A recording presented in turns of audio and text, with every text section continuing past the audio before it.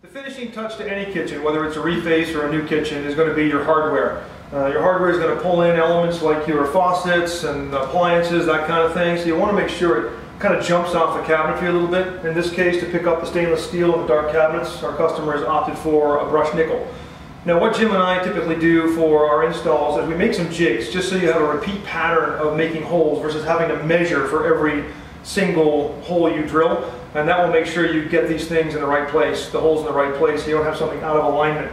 So we're going to show you how we made those jigs and how we go about doing that in this video.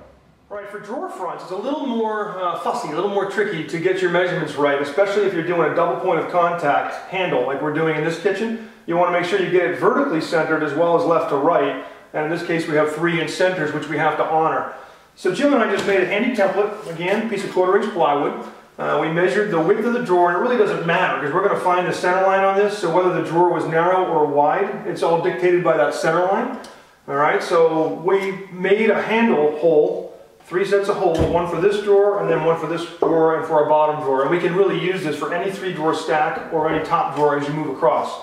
We know the center line on our template is right where that line is. It's 8 3/4 of an inch in.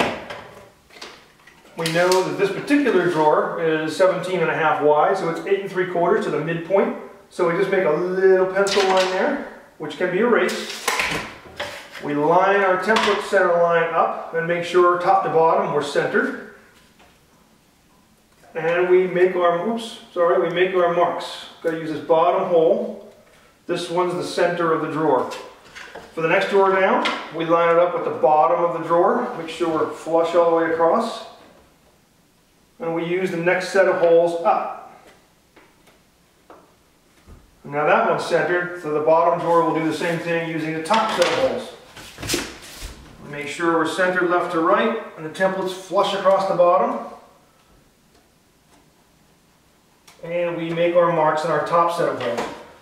So now we just very quickly and easily mark centers on all 3 of these, and we can take the same jig and move right across the kitchen to the other drawers that are all the same height, using this bottom mark because they're all the same height as this drawer here. We just find our center line. The drawer fronts are a little more tricky because if you don't have those exactly 3 inches apart, your screws will not find the holes, the female holes on the back of the hardware.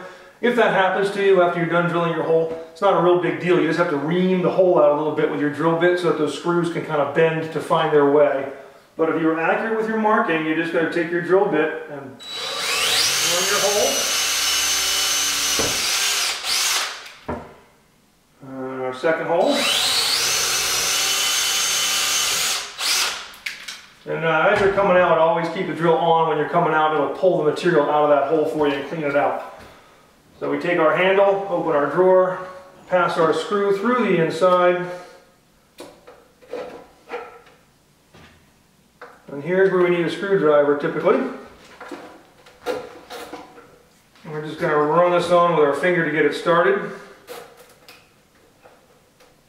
Sometimes you need the screwdriver to help you on this one because they're a little more fussy, but once you have it on there, just take your screwdriver,